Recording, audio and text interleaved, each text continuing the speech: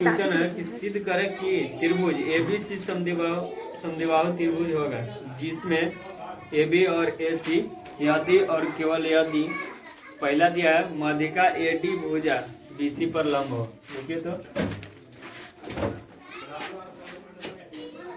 पारद त्रिभुज, ठीक। देखिए कह रहा है यहाँ की दिया गया है त्रिभुज ABC पूरा, ठीक। एक त्रिभुज है, ठीक। माना कि AD AC पर लंब है, AD है जो AC पर कौची है लंब।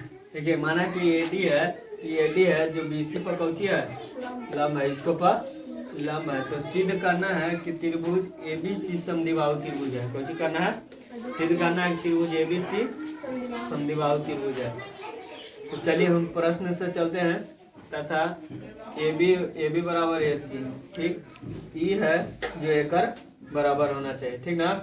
तो चलिए प्रश्न चलते हैं कि त्रिभुज ABD, ई त्रिभुज और ई त्रिभुज में चलेंगे, है ना। त्रिभुज ABD तथा त्रिभुज ACD, है ना।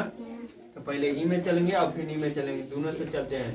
देखिए तो ई में BD बराबर कौची है CD, ई अभी कौची है आपस में बराबर। सर्वांशम के लिए हम बताए होंगे कि जैसे मान लीजिए कि दो त्रिभुज है, ये एक दूसरे के अगर आपस में इसे चढ़ा देंगे तो अगर मान और आकृति आपस में अगर बराबर होगा तो कौची होगा सर्वांशम होगा।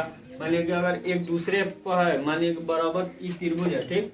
अगर इसको इधर से इन्हें मोड़ेंगे है और इधर से इन्हें मोड़ेंगे, अगर ये एक पर चढ़ जाता है तो क्या हो जाएगा सर्वांशम होगा बराबर। मान लीजिए त्रिभुज के आकार के है, ठीक। ऐसे है, मान लीजिए कि एक ऐसा ना ऐसे ये बीच में ऐसे कटा रहेगा। अगर एक दूसरे पर अगर इसको त्रिभुज के ऐसे अगर मोड़ के चढ़ाते हैं तो बराबर हो जाएगा।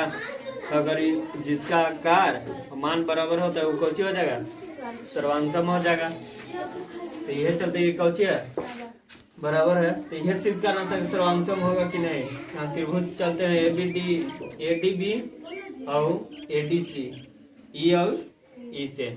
तो चलते हैं तो AD और AD आपस में कौन है बराबर है। देखिए तो यह त्रिभुज के लिए यह AD है, यह त्रिभुज के लिए यह AD है ना। तो ये दोनों के लिए कौन होगा बराबर होगा। तो हम कहें कि जब दोनों अगर बराबर होगा तो आपस में कौन होगा सर्वांशम होगा।